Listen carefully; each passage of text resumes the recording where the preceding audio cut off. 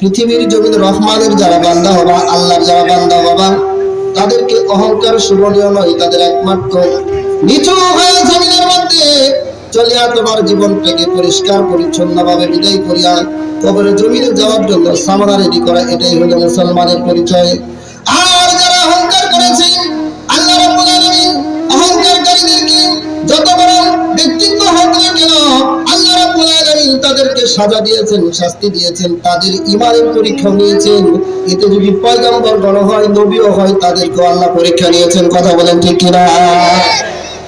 এখানে আল্লামা ইমাম কাসির রাহমাতুল্লাহি আলাইহি বর্ণনা করেন, এই আয়াতের তাফসীর করতে গিয়ে আল্লামা জালালউদ্দিন রুমি বর্ণনা করেন, তার কিতাবগুলির মধ্যে তাফসীরে বাইজাবির মধ্যে এসেছে, তাফসীরে কুরতুবির মধ্যে আলোচনা হয়েছে। আল্লাহ রাব্বুল আলামিন পরিষ্কার করে এই সূরার এই আয়াতটাকে পরিষ্কার করার জন্য তারা আলোচনা করেছেন। পৃথিবীর জমিনে 2,24,000 পয়গম্বর এসেছেন। আমরা সকলেই জানি 2,24,000 পয়গম্বর জমিনের মধ্যে আসলো। এদের আসার কারণ কি আমরা অনেকেই জানি, 1,24,000, কিন্তু প্রসিদ্ধ হচ্ছে 2,24,000। তার কারণ কি? হযরত নূহ আলাইহিস সালাম তার মহাপ্লাবনের সময় বন্যা হয়েছিল, সেই বন্যার মধ্যে আল্লাহ তাআলার পক্ষ থেকে যে নৌকাটা তৈরি করা হয়েছিল, সেই নৌকার ভিতরে 2,24,000 তক্তা লাগানো হয়েছিল। আর প্রত্যেকটি তক্তার ভিতরে প্রত্যেকটা নবীর নাম যে আল্লাহ লাগাই দিয়েছিলেন। তক্তা কত বলেছিল? 2,24,000। সকলেই খুব জ্ঞানী গুণী শ্রোতা এখানে আছেন, আপনার আলোচনা মনোযোগ দিয়ে বুঝতে পারবেন ইনশাআল্লাহ। এটাই হলো প্রসিদ্ধ 2,24,000 পয়গম্বর এসেছিলেন। অনেক আলেমগণ বর্ণনা করেন পৃথিবীর মধ্যে 2জন নবী তারা তার জাতির হাতে নির্যাতিত হন নাই। না, এটা সঠিক নয়। শুধু একজন পয়গম্বর তার জাতির হাতে কখনো নির্যাতিত হন নাই, তিনি হলেন হযরত আদম আলাইহিস সালাম। কথা বলেন ঠিক কিনা? আমাদের আদি পিতা আদম আলাইহিস সালামকে পুরো উম্মতের হাতে তার নির্যাতিত হতে হয় নাই। পৃথিবীর মধ্যে প্রত্যেকটি নবীদেরকে নির্যাতিত হতে হয়েছে। আর মধ্যে আল্লাহ রাব্বুল আলামিন সারা পৃথিবী পরিচালনা করার জন্য 4জন ব্যক্তিকে আল্লাহ তাআলা দায়িত্ব দিয়েছিলেন। একজন হলেন হযরত সুলাইমান আলাইহিস সালাম। মুসলমানদের মধ্যে কথা বলেন ঠিক কিনা? সুলাইমানের নাম শুনছেন তো? জোরে বলেন, শুনছেন কি শুনেন নাই? হযরত সুলাইমান আলাইহিস সালাম তাফসীরের ভাষায় ইতিহাস বক্তাগণ বর্ণনা করেন, হযরত সুলাইমান আলাইহিস সালাম প্রায় 100 বিয়ে করেছিলেন, বিবাহ করেছিলেন। কিন্তু আল্লাহ তাআলা ওই পয়গম্বরকেও শাসন করেছেন। তার একমাত্র প্রমাণ কোরআনে কারীম। তিনি রাজা ছিলেন, সারা পৃথিবী শাসন করেছেন। তিনি কেমন পৃথিবী শাসন করেছেন? আজকে পৃথিবীতে 228টি রাষ্ট্র আছে। এই প্রত্যেকটি রাষ্ট্র একত্র করে যিনি প্রধান ছিলেন, তিনি ছিলেন হযরত সুলাইমান আলাইহিস সালাম। সুবহানাল্লাহ বলবেন না? তিনি একজন নবী ছিলেন। তিনি নবী ছিলেন। মুফাসসিরিন কিরাম এই আয়াতটি আলোচনা করতে গিয়ে সুলাইমান আলাইহিস সালামের প্রথম জিন্দেগীর কথা তুলে এনেছেন। প্রথম জিন্দেগীর সময়টা তার যখন বয়স 24 বছর 2 মাস। কয় মাস? জোরে বলেন তো, কয় মাস? পিছনে বাইরে কথা বলেন। 24 বছর 2 মাস বয়স। আপনার এলাকার মানুষে কি কয় জানি না, এলাকার ভিতরে যদি এক বেটার ছেলে উঁচা লম্বা টাকা পয়সা সবকিছু আছে, মানুষের দাঁড়িয়ে নিয়ে চিল্লা পাল্লা করে না, অমুকের বলে দাম রয়ে গেল, এখনো বিয়ে শাদী করে না, কথা কয়নি? এটা আপনারা এনে না পেলে কি বলছে? আরিস্টটল ঠিকই করে। কথা বলেন ঠিক কিনা? আর ঠিক এমন সময় হযরত সুলাইমান আলাইহিস সালাম, তার টাকা পয়সা জমি জমা কোনো কিছুর অভাব আছে, তার সন্তানের অভাব নাই, কিন্তু এলাকার ভিতরে তার একটা বদনাম শুরু করছে। সুলাইমান আলাইহিস সালাম বিয়ে করে না কেন? বিয়ে করতেছে না কেন? কারণ কি? তার কিসের অভাব? কি সমস্যা হলো? বিয়ে করে না, চেহারা তো মাশাআল্লাহ সুন্দর, এত কিছু থাকার পরও কেন সে বিয়ে করে না, এটা আমাদের জানা দরকার আছে। এটা শহর থেকে গ্রাম, গ্রাম থেকে মহল্লায়, এইভাবে পর্যায়ক্রমে সর্বস্তরের জনগণের মাঝে ছড়িয়ে পড়ছে সুলাইমান বিয়ে করে না। আসলে কথা আছে না, যার জিনিস তার কোনো সমস্যা নাই, কিন্তু পাড়াবাসীর ঘুম নাই। কথা ঠিক কিনা? হ্যাঁ, সুলাইমানের এটার জন্য এলাকার মানুষের ঘুম নেই। এবার আল্লাহর নবী সুলাইমান আলাইহিস সালাম জরুরি অধিবেশন ডাকলেন, মন্ত্রীবর্গদেরকে ডেকে ডেকে বললেন, সমাজের ভিতরে যে কথাটা প্রচলন হতে চলেছে, এটা আমার ইমেজ আছে, আমার প্রেস্টিজ অন্ধকার হয়ে যাচ্ছে, আমার প্রেস্টিজ ক্ষতি হচ্ছে, আমার ইজ্জতের সমস্যা হচ্ছে। আমি বিয়ে করতে চাই, আমার জন্য তোমরা একটা কন্যা দেখো, যে কন্যাটার ভিতরে 4টা গুণ থাকতে হবে। কয়টা গুণ বাবা? জুড়ে বলতে হবে, কয়টা গুণ? 4টা গুণ থাকা লাগবে।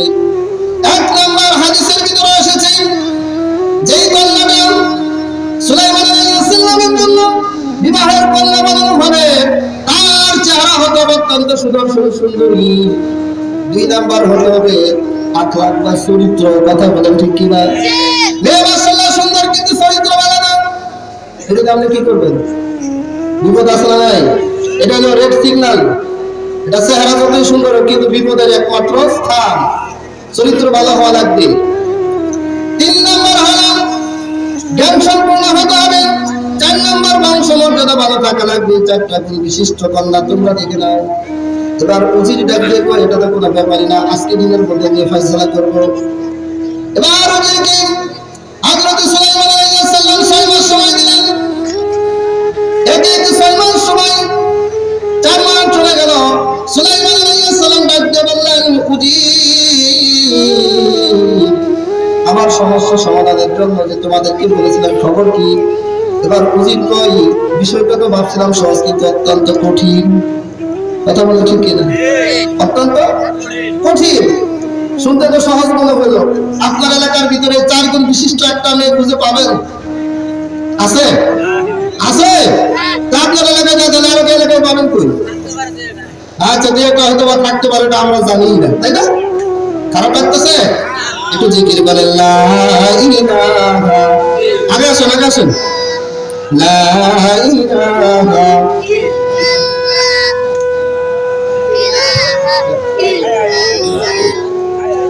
জোরে জোরে, লা ইলাহা লা ইলাহা লা ইলাহা ইল্লাল্লাহু মুহাম্মাদুর রাসূলুল্লাহ সাল্লাল্লাহু আলাইহি ওয়াসাল্লাম। ইয়া হাজিরিন, সুলাইমান আলাইহিস সালামকে আল্লাহ রাব্বুল আলামিন 2টা মুজিজা দিয়েছিলেন। কয়টা মুজিজা? 2টা মুজিজা দিয়েছিলেন। আল্লাহ তাআলা সুলাইমান আলাইহিস সালামকে সারা পৃথিবীর মাখলুকের ভাষা বোঝার ক্ষমতা দিয়েছিলেন, এবং কি একটা তখতা দিয়েছিলেন, যে তখতাটার উপরে সওয়ারি করে সারা পৃথিবী 2 বার ভ্রমণ করেছিলেন। আর একটা মুজিজা ছিল সুলাইমান আলাইহিস সালামের হাতে একটা আংটি ছিল, যে আংটিটা তার মুজিজা, যে ব্যক্তি আংটি পরিধান করবে সেই ব্যক্তি সারা পৃথিবীর সমস্ত কিছু তার অনুকূলে চলে যাবে। এটা তার মুজিজা ছিল। এবং সুলাইমান আলাইহিস সালাম জিন জাতিদেরকে নিয়ে পরিশ্রমের কাজ করাইতেন। এর মধ্যে একটা জিন্নাত শয়তান চিন্তা করলো, সুলাইমানের এই আংটির ভিতরে পাওয়ার বিদায়, এই আংটিটা আমাকে চুরি করতে হবে। কি করতে হবে? আংটিটা চুরি করে একদিন আমি ব্যবহার করবো, তালামি রাজা। শয়তানের বুদ্ধি তো, তাই না? শয়তান চিন্তা করছে, আংটিটা যদি আমি চুরি করতে পারি, আমি পড়লে তো আমি সুলাইমান, আমি রাজা। পরে সুলাইমানের অ্যাকশন নিব। কথা বুঝতেছেন? আচ্ছা, এই পরিস্থিতির মধ্যে সুলাইমান আলাইহিস সালামের 2 জন দেহরক্ষী ছিলেন। একজন মানুষ ছিল, আরেকজন জিন ছিল। এই 2 জনের মধ্যে যারা দেহরক্ষী ছিল, সুলাইমান আলাইহিস সালাম সিংহাসনে বসলেন। একজন সৎ রাজা হলে, একজন ভালো রাজা হলে, ভালো প্রেসিডেন্ট হলে দেশের শান্তি বাড়ে। কথা বলে ঠিক কিনা? আর যদি দেশের রাজা শয়তান হয়, তাহলে জনগণের টাকা লুটপাট করে বিদেশে চলে যায়। কথা বলে ঠিক কিনা?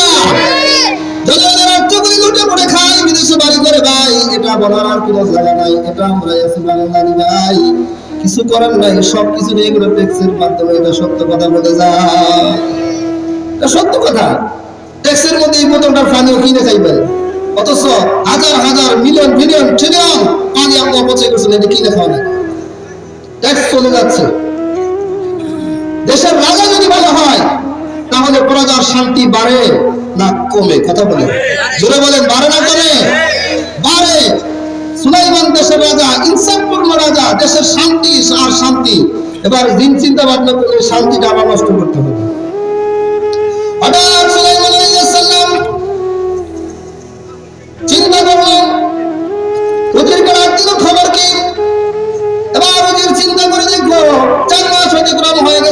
কন্যা খুঁজে পাই নাই। আস্তে আস্তে 6 মাসই চলে গেল, এখনো খুঁজে পাইলাম না। এবার সুলাইমানের গরম বক্তব্য, তোমাদের কাজটা কি? অফিসাররা তাই বলে না, তোমাদের কাজ কি? একটা মাত্র মেয়ে খুঁজে পেলে তোমাদের ছেড়ে দিয়েছি। এই হাজার হাজার সিপাহী রয়েছে, হাজার হাজার বাহিনী রয়েছে, কারো চোখে কি বলে না? আর 15 দিন সময় দিলাম, যদি না হয় তাহলে খবর আছে। অফিসারদের ডায়লগ কি? সময় দিন, আমার মধ্যে না হলে খবর আছে। সুলাইমান আলাইহিস সালাম খবরের কথা বললেন। এই খবরটা শুনিয়া সমস্ত সিপাহীরা দৌড়াদৌড়ি বাজিয়ে দিল। এবার ঘুরতে ঘুরতে শহর বন্দর, ঘুরতে ঘুরতে পাড়া মহল্লে চলে গেল। দুইজন সিপাহী গল্প করতেছে নদীর পাড় দিয়ে, আপনাদের এদিকে নদী আছে, এই নদীর পাড় দিয়ে গল্প করতে করতে যায় দুইজন সিপাহী। আহারে উজির তো বড় বিপদে, তাড়াতাড়ি মেয়ে খুঁজে না দিলে আরো বিপদ বাড়বে। কথা বলেন ঠিক কিনা? এবার সুলাইমান আলাইহিস সালামের জন্য কন্যা খোঁজার জন্য বেরিয়ে গেল, সিপাহীরা বের হয়ে গেল। এর মধ্যে একজন জেলে মাছ মারার জন্য কাদের মধ্যে জাল নিয়ে হাঁটতেছিল, কমরের ভিতরে